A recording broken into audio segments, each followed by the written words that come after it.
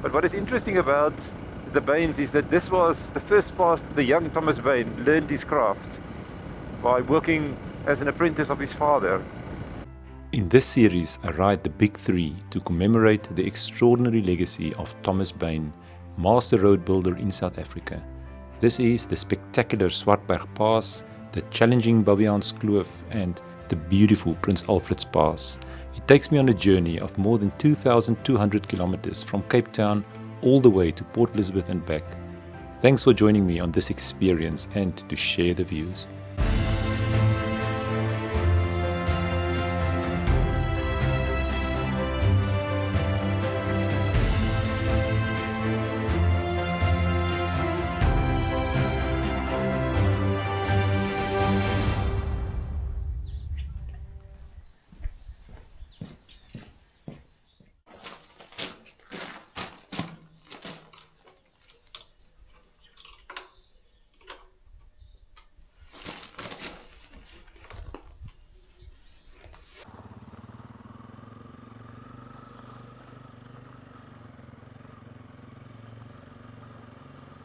Good morning and welcome back to Vander's View channel. I'm had a fantastic night here at the Rustica, just outside of the Rust. Woken up to a beautiful, beautiful morning. There was some heavy rain last night. You can see the puddles in this road. So I actually woke up during the night due to the heaviness of the rain. Yeah, welcome back to this series. This is the Riding the Big Three series, and if you've not caught up with the previous videos, please go and have a look. Yesterday I passed over the Swartberg Pass and I also went down to Klaarstroom in the hell. Of course, when I talk about riding the Big Three, I'm talking about the master work of the road builder Thomas Bain. The Swartberg Pass is probably his masterpiece. That's the first one of the Big Three that I'm riding. And then I'm going to do two more later in this series. I'm going to ride through the Baviaanskloof, which is a 200-kilometer road that Thomas Bain built. And then even later I'm going to do the Prince Alfred Pass from Uniondale to Knysna. But today is a little bit different. Let me just make the turn here. So today I will start from the Rust. I'm just about 5 kilometers outside of the Rust. Actually, I did not pass through any town yesterday in all the rides, so I just need to go and fill up a bit with fuel and yeah, get ready for the road. Where are we going today? So the trip for today will start in the Rust, and then we will ride through the magnificent Meiringspoort, passing again through the Swartberg from the Klein Karoo to the Groot Karoo, or the Great Karoo. And then I will go via Klaarstroom. I will take the dirt roads to Willowmore. So my end destination for today is the town of Willowmore, and I will of course talk a bit more about it when I get there. But yeah, I expect the roads today to be, the first part to be tar roads, of course, through Meiringspoort, but then about a 90-kilometer dirt road from Klaarstroom to Willowmore. I'm looking forward already to the dirt road, and I expect that road to be significantly better than the roads that I did yesterday when I went into the Klaarstroom. Yeah, that was rough. I really tested the Honda CRF 300 Rally, but I would say it passed with flying colors. Thanks for joining. Let's go. Okay, so we are linking up now on the N12. Is the main road connecting Oudtshoorn and the Rust.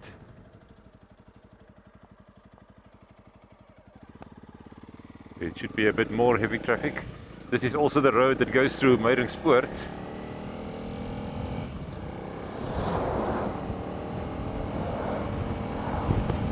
The name the Rust simply means the rest, and this has always been a place where people that's traveling or doing transport come to make a rest before traversing here through the Swartberg mountain. And the rest was established in the year 1900 when a portion of a farm belonging to a certain person with the surname of Meiring was dedicated to this town. Now This town has got quite a number of beautiful Victorian buildings. So let's just make a bit of a ride through the town. What a quaint little town.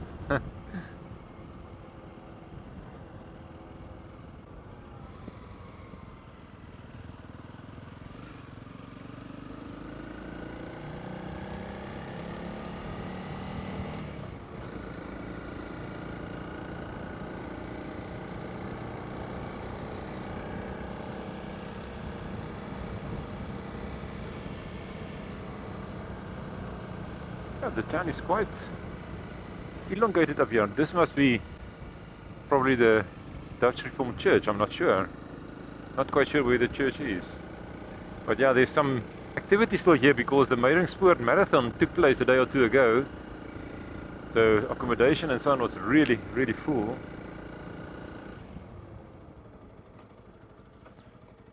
No, this is really a beautiful, beautiful little town. Steep streets. Yeah. Oh, this is quite an uphill. Yeah, I can see many of these old houses. So some of them might date from the early 1900s. And then the Swartberg Mountains there. Yeah. Bougainvillea of all kinds of colors.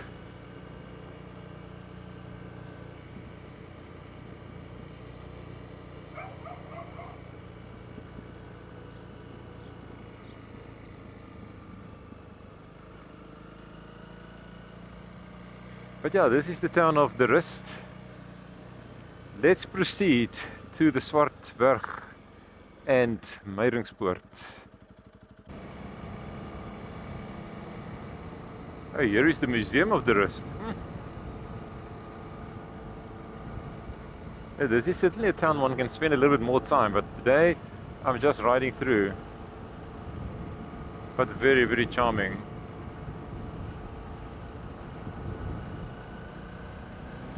Here on the banks of the Klein River. So one is barely out of town, then you're already starting to twist here through the first parts of Meiringspoort.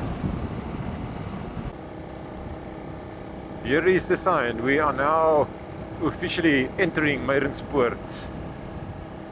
Yeah, I've been looking forward to riding Meiringspoort for such a long time. This is quite an exciting prospect. Maybe just a little bit of history. So in the year 1800, a certain Petrus Meiring, seems like Meiring is quite a prominent surname in this area, but Petrus Meiring made the first recorded crossing of the Swartberg through this, well, the valley and port in 1800. Now that was important because there's no easy ways through this mountain, and to connect the coastal areas, a whole baboon family here. And to connect the coastal areas of, well, places like Mossel Bay and George to Prince Albert and the Great Karoo, you need to cross through the Swartberg. And this was just one of the most obvious places to try and do it, but it was still a daunting task. So yeah, this is where the names of Bain comes to the picture again. So this pass was actually built by Andrew Geddes Bain, the father of Thomas Bain, and building of this pass started in 1856, so it's much, much sooner or earlier than the Swartberg Pass. So the Meiringspoort was built, and Sewevikspoort, just further west in the Swartberg, was built long before the Swartberg Pass.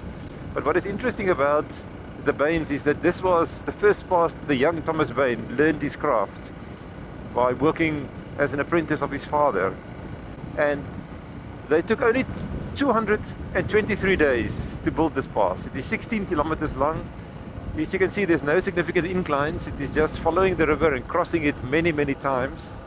So it was inaugurated, this pass or poort, in March 1858. But it's just the sheer drop of the cliffs that makes this so spectacular. And you will see we are crossing this river many, many times. And all of these drifts have names, and they all have a story to tell. So there's 25 of these drifts, For example, this one is called Alvin.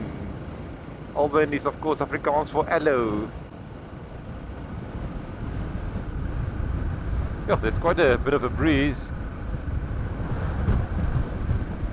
But yeah, the Meiringspoort was one of the first and most important crossings of the Swartberg. But as I mentioned in the previous video, both Meiringspoort and then the Swartberg a bit more to the west is very, very prone to flooding.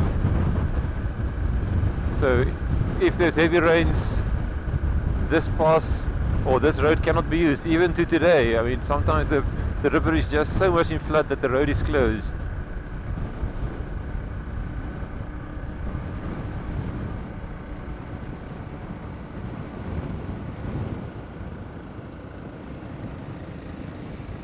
You can see the folds in the mountain here. Yeah. I must say, Meiringspoort has always fascinated me. We've driven it a lot when I was a child, and it always mesmerized me to look up at these cliffs and feeling that it almost is going to fall onto you. So riding this with a motorcycle is quite special.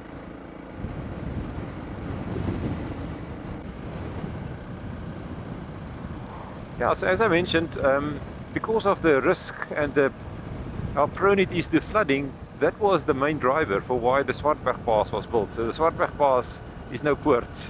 It crosses the Swartberg at a high altitude of 1,585 meters, whereas this altitude that we are crossing through now is only about 680 meters. Look at these overhangs. Yeah.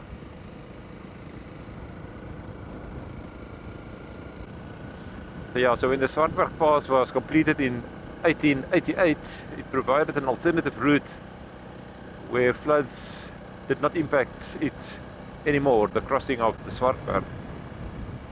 So Harry Klip, or the Stone of Harry, is just about a kilometer away. I'm just going to make a stop there. So this is quite a famous spot in Afrikaans culture, where the famous author C.J. Langenhoven, he inscribed the name Harry on the stone here in 1929, and this refers to a fictional elephant with the name of Harry that is part of his books Sonde by die Bure and Harry op die Ou Tramspoor. It's the books that he wrote, and yeah, it is just an important site commemorating the author C.J. Langenhoven, and the site was actually declared a national monument in 1973. But we should see it now. Yeah, here it is. Let's make a stop. So this is also the Harry Drift.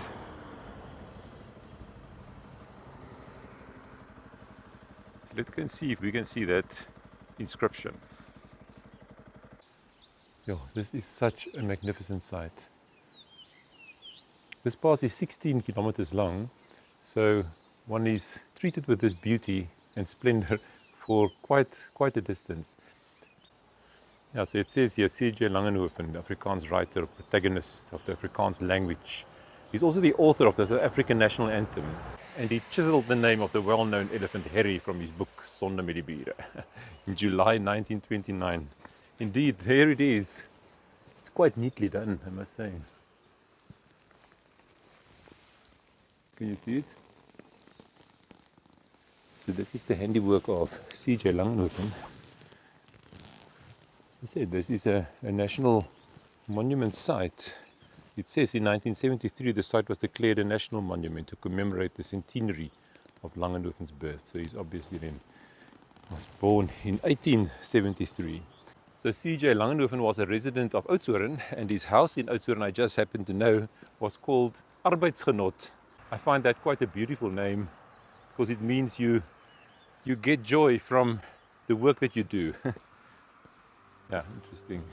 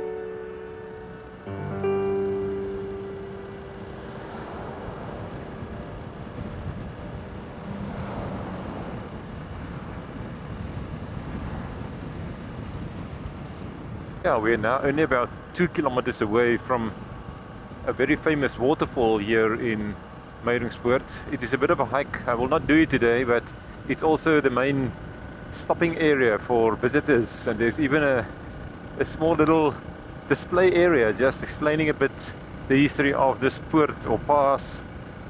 And yeah, we will just make a quick stop there to have a look, all the while enjoying the magnificence of Meiringspoort.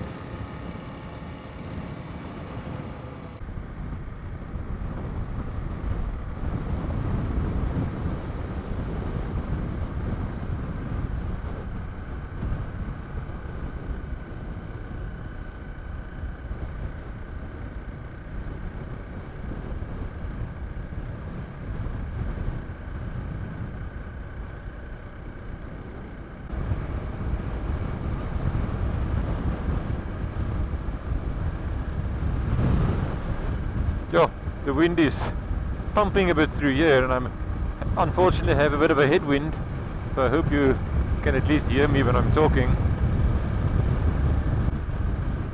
Yeah, so we made it now to the waterfall stopping area.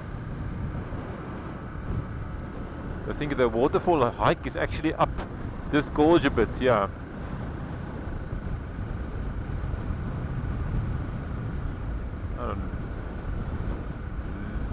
Looks quite closed up, but let's just make a stop to see.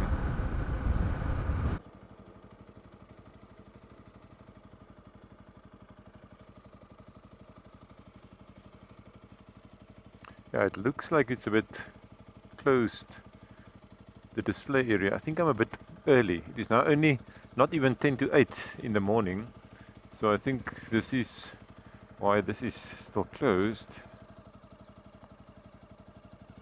But yeah, quite a neat parking area, stop rest area with a bridge also over the river. I know in recent floods this got damaged and it had to be rebuilt. So even today Meiringspoort remains vulnerable to flooding. Oh, I can see there on the board, it confirms of course the construction of this road in 1858. But it was reconstructed in 1971, so this is probably when it really became a modern national highway, because it is the N12, so you can see there's lots of heavy vehicles also making use of it. But let's continue for the remainder of beautiful Meiringspoort. The next stop will be in the town of Klaarstroom, which is just 10 kilometers away in the northern entrance of the Meiringspoort Pass into the Swartberg. Of course, in one of my previous series I also rode the Meiringspoort, which was also built by the Bains. That is much more towards the western side and is very similar to Meiringspoort. You get the same sense of cliffs just rising up vertically, but what makes it different is that is still a dirt road. So if you want to go and see my ride through the Meiringspoort Pass, make sure to go and have a look at that video. I will put the link in the video description. Then you can compare Meiringspoort and Meiringspoort. And Swartberg Pass is basically right in the middle of the two. Yeah, it seems like we are now basically coming out of Meiringspoort. What a ride, what a ride. Yeah. So now we've entered the Great Karoo again, and you will immediately see the size of the bushes and karoo plantation and shrubs becoming smaller. This is the side of the mountain that gets less rain. Of course the rest is on the Klein Karoo side, and this is the Great Karoo, and I'm looking forward today to riding a little bit on the dirt roads of the Great Karoo. So now we're almost in the town of Klaarstroom, only 2.5 kilometers. So Klaarstroom is just the closest town to Meiringspoort on the northern side. I just want to make a quick drive by because apparently it has quite a few interesting Victorian buildings, not least of which is the police station. It's not often I go to view a police station, but let's just go and have a quick look at what the police station looks like, because apparently it was already built in 1860.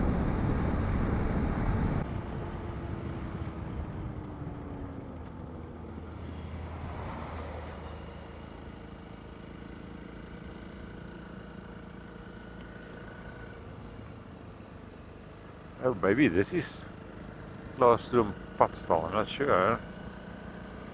Oh no, it's 100 meters down here. Oh, look at quaint little building.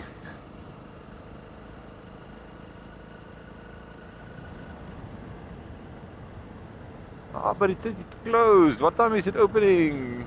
That is disappointing. Sure.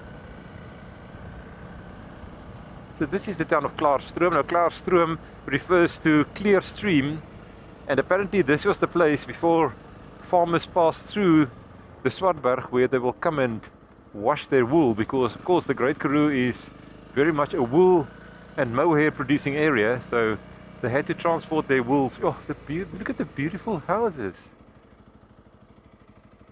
They had to transport their wool through the Swartberg mountains, and of course Meiringspoort was just the obvious place for this to happen. Okay, so the police station is the one with the big fence over here. So apparently this looks a bit dilapidated, but it dates from 1860. You can see it is really, really old.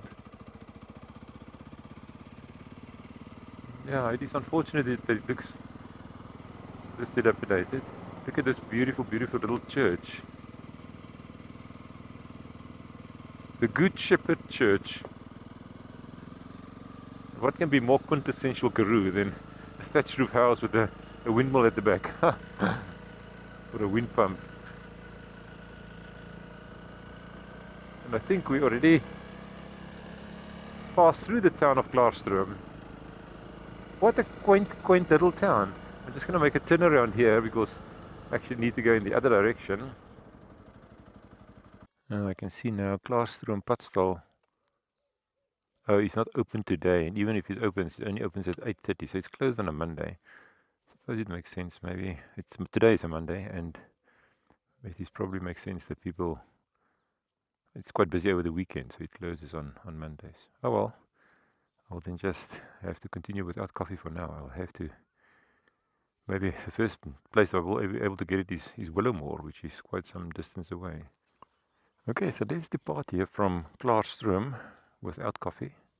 The road is now leading us to Willowmore, and it is the R407, and as far as I know this will be dirt road, so I'm looking forward to my first real Great Karoo dirt roads. Let's go.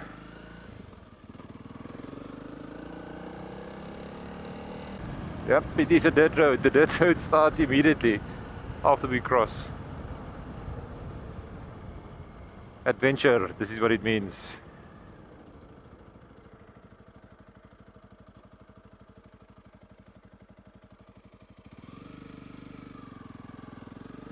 Hello. And it starts with a puddle. So Willowmore is 92 kilometers, so this is quite a significant distance of dirt road. But I expect these dirt roads to be like this, quite smooth and easy to ride. And we will follow the Swartberg on its northern side all the way.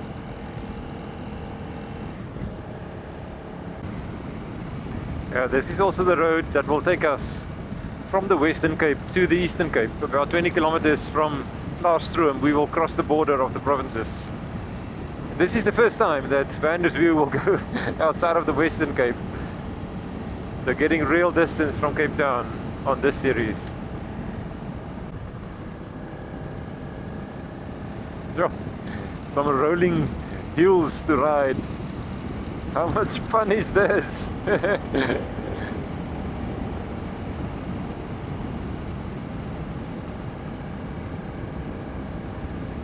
And there's no other car. No cars on this road. It's just me.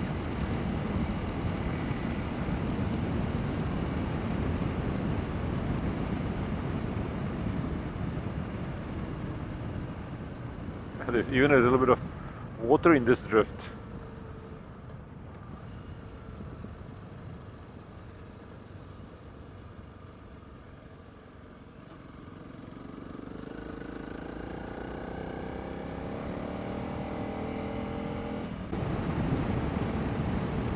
Yep, here we are now entering the Eastern Cape, leaving the Western Cape behind. As I mentioned in previous trips, the turning point for this series will be Port Elizabeth, where I will go and visit my sister Madeleine. So I'm looking forward to seeing her, and then I will spend 2 nights in Port Elizabeth before starting the back journey on a completely different route, the back journey to Cape Town.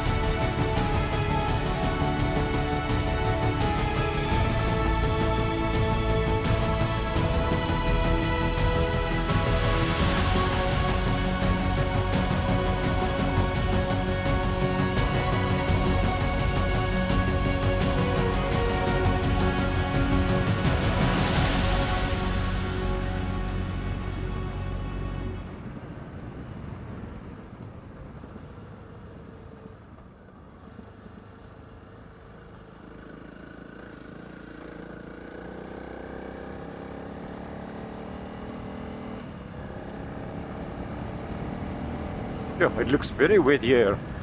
There must have been quite a downpour.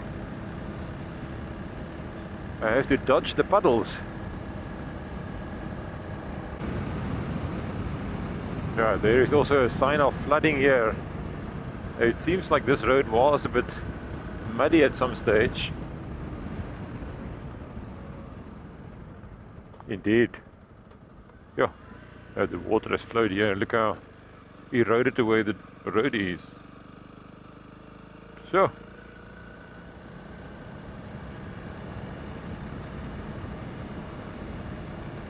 now this R407 to Willowmore is proving to be an absolute joy to ride. Well, this is the first vehicle I've seen, and this is a tractor. Nothing else. Not from behind, not from the front. This is the very first. No, this is an absolute joy in isolation to ride this road.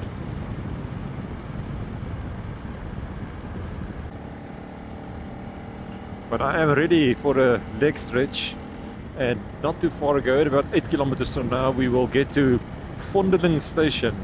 I think that should be quite a nice spot to stop. Okay, I just need to watch out. It seems like I'm not sure what this is.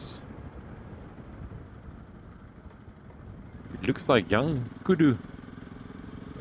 Kudu antelope, but the young ones, yo, clears that fence perfectly. It was 4 of them. They were just trying to run away from the motorcycle, but they look okay. Definitely a bit of a settlement here. So this must be Fondeling station. Let's just make a turn here to go and have a look.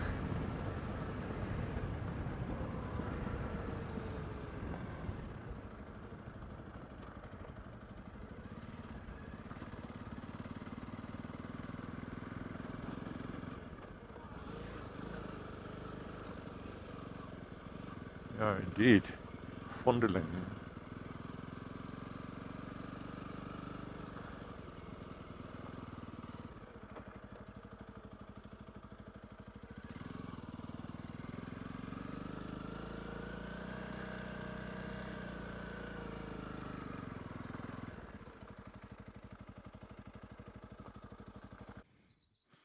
Yeah, so this is Fondeling train station. So there are people staying in the old train station building. But they tell me there's no trains been running here for years and years.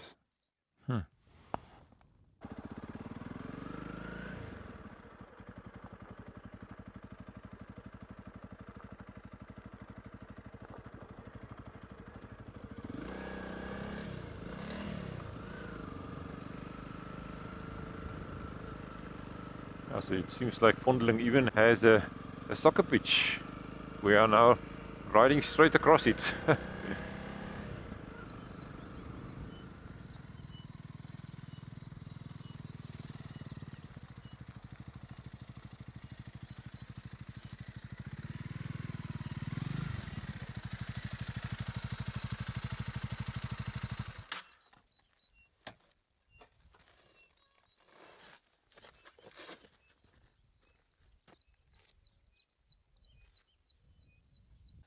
Yeah, so I made a stop here now at the soccer pitch of Vondeling train station.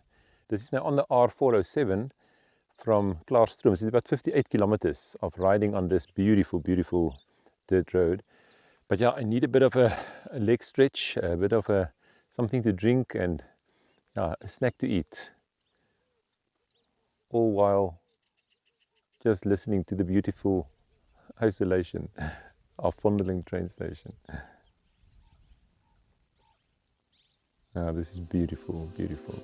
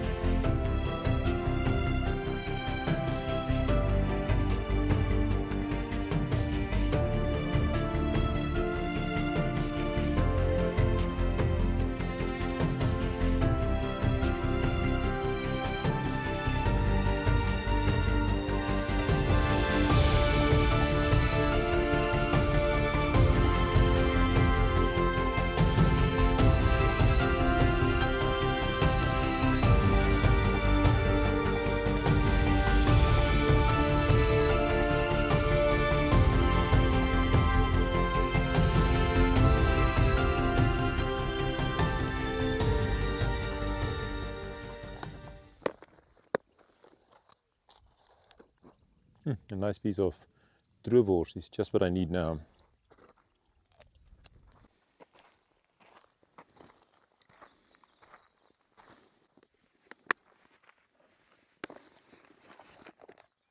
Some of you may recall from the previous series that I had a real issue with charging my phone, and I couldn't really figure out where the problem is, whether it was the battery of the phone, whether it was the charging mechanism of the bike. But it was very frustrating because the phone ran flat and I simply couldn't get it charged up, even though the cable was plugged in and it shows it is charging. And after talking to an auto electrician, I realized that the problem is most likely at the charging unit itself, there where the USB-A ports come out, and that the voltage is simply not right for the phone, which I think is very sensitive for charging, because other things charge successfully, like the batteries of the drone, the batteries of the camera. So it prompted me to actually change those units before this trip. So I opted for a bit more sophisticated units. Let me show you what it looks like. Yeah, so as discussed in previous trips, the Honda CRF 300 Rally's got cables here that is connected to the alternator that charges when the ignition is on. So I connected up 2 units. I'm not sure how easy you're going to be able to see it, but there are 2 units there that I replaced. Well, these are the new ones. I replaced the old ones. It is not that clear, but it actually has got a display on it showing what the charging of what the voltage on the battery is, 12.4, 12.4. So I can monitor that a bit. And then I've got 4 USB-A ports there, and one of them is of course now connected to the cell phone. And yeah, I'm finding this is working much better. The cell phone keeps on being charged. It doesn't always go full. I think it is still sensitive to if it's a bit hot or cold or so, that it doesn't charge quite well, because the display is always on. So I mean, there's always a GPS that I want to map, that I want to see. But for now, this is working perfectly fine. So I'm very pleased about these units, and I can keep my things charged up. Yeah, so please let me know, have you also experienced this before, where the phone simply doesn't want to charge from the unit installed on the bike? Yeah, please share your comments. I would love to hear and maybe learn a bit more about this problem. But it seems that I have resolved it for now, so I'm all good.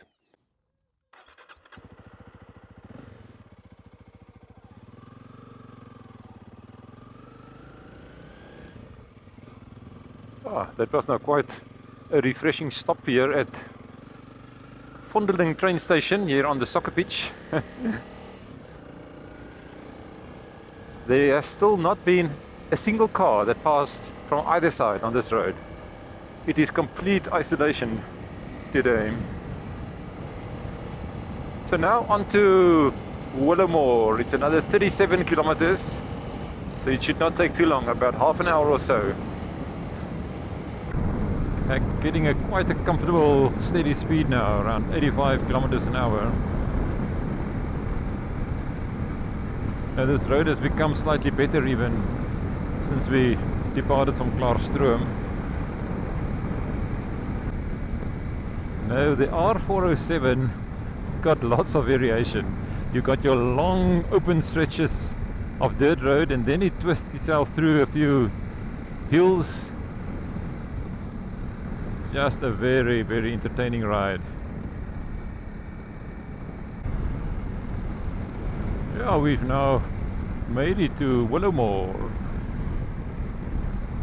This was a great ride. The R407, just a relaxed, stretched out dirt road in the Great Karoo with some beautiful, beautiful scenery.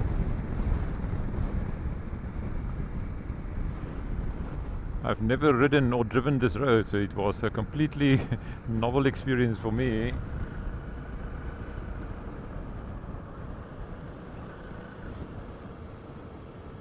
So we are going to make the turn into Knysna Road, which is, as far as I know, the main road of Willowmore.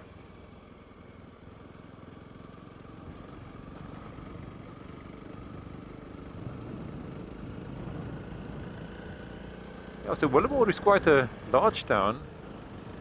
Maybe just a little bit of history. So Willowmore was established in 1874, and there is a bit of uncertainty of where the name comes from, but apparently it comes from a person with the name of William Joseph, who owned the farm, the Willows, where this town was laid out on. We are basically entering here at the center of town. Okay, so this is Knysna Street. This is probably the heart of Willowmore, and there you see the the little red bridge. It was built by the Thames Ironworks and Shipbuilding Company in 1904, and it's quite an important bridge because there's always been water in this river that flows here, and this bridge is quite important when this river is in flood. But yeah, Knysna Road, yeah, it's quite quaint with lots of shops, antique shops, delis, coffee shops, things like this. So let's just have a bit of a look. Now Willowmore is probably most famous for being the largest mohair producing place in the world. So in this area, the most mohair in the world is being produced with Angora goats.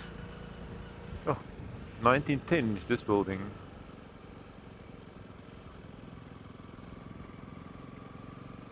Some beautiful art. Look at the art against that building. Big kudu. No, I think you can see on this side as well, there's a replica of an Angora goat or Angora ram. They say the first Angora goats to be imported to South Africa from Turkey was in 1838. They were crossbreed with indigenous goats. Yeah, so it's fine hair, so it's for really sophisticated clothing. Yeah, no, that is very interesting. Let's just ride a little bit more. This is the town hall. Ah, interesting. Yeah, so it's quite a spread out town, and there's lots of older buildings. You can see here, and a few dead streets as well. Oh, there is the Dutch Reformed Church. I have no information about this church, but it looks relatively modern. Quite a modern building, but quite prominent, situated here on a hill in Willowmore.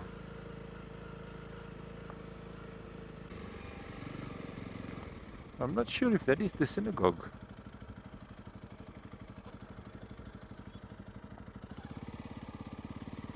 But it looks like a synagogue.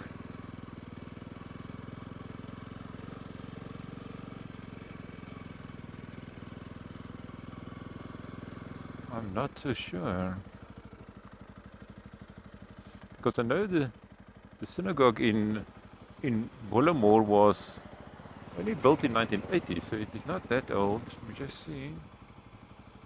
No, this is definitely the synagogue. I'm not sure about the date of construction. It looks much older than 1980, but all I know is it is not in use anymore.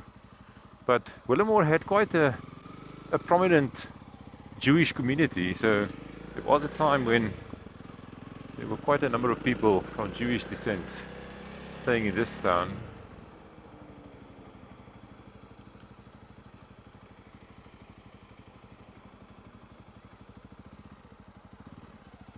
Let's just ride around a little bit more. Oh, Michael, this is for you.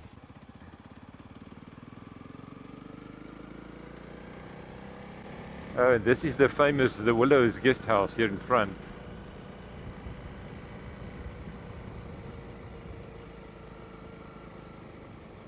Willow Historical Guest House. Certainly looks beautiful, beautiful. I love the atmosphere here in Willowmore.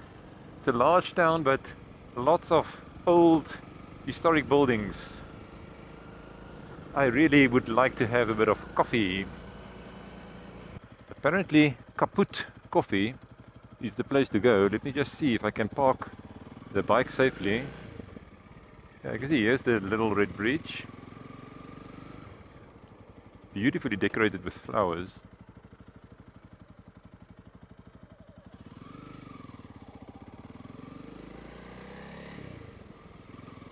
Look at it.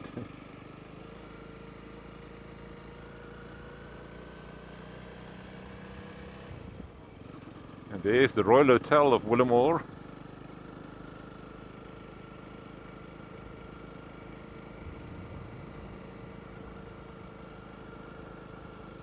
Kaput Coffee should be here on my left. Is it this place? Indeed. Let me make a stop. Maybe I can have some coffee here on the stoep. Yeah, so I made a stop here at Kaput Coffee. Apparently that is the best place for coffee in Willowmore. So let's go and have a look what they've got. I certainly need my coffee. I haven't had anything today. I will probably take a bit of an early lunch as well.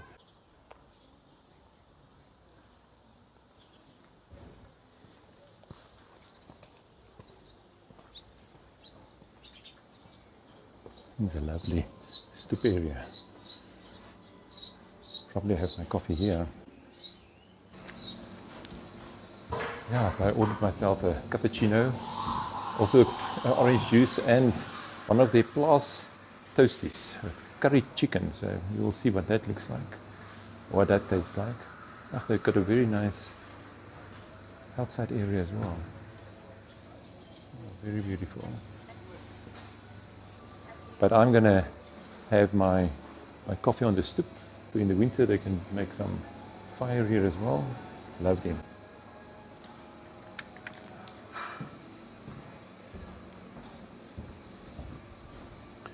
So here from the stoep I can keep an eye on the bike. Unfortunately it's standing in the sun now. Yeah, so I just got my lovely cappuccino here from Kaput Coffee in Willowmore. Yeah, this looks good. I'm going to enjoy this coffee now. It is my first for the day, as I said. So peaceful and quiet here on a Monday late morning.